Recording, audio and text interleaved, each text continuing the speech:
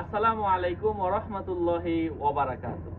সম্মানিত ভাই ও বন্ধুরা, আজকের এই ভিডিওতে আমরা আলোচনা করব আমরা বুধবারে কোন আমল করব।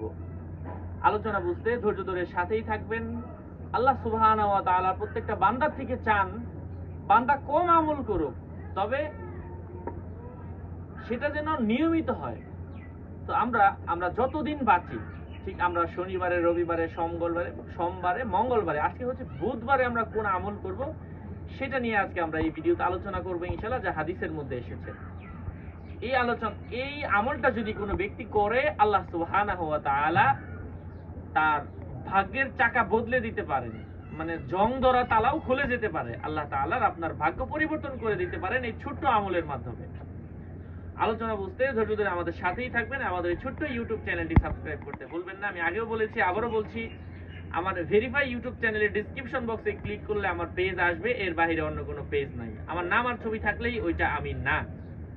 যাই হোক, সম্মানিত ভাই ও বন্ধুরা, সেই দোয়াটা হচ্ছে হাদিসের মধ্যে এসেছে।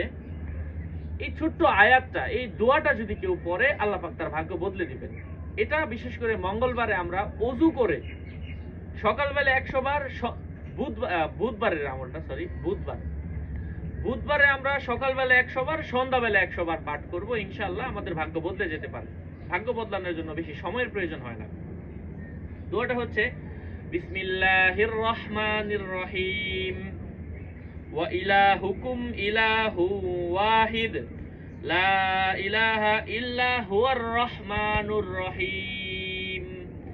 এই আসমানের নিচে, জমিনের উপরে আপনি আল্লাহ তাআলার প্রশংসা করবেন না তো কার প্রশংসা করবেন? হাদিসের মধ্যে এসেছে, আয়াতের মধ্যে এসেছে, ওয়া ইলাহুকুম, তোমাদের আল্লাহ, ইলাহু ওয়াহিদ, এক আল্লাহ।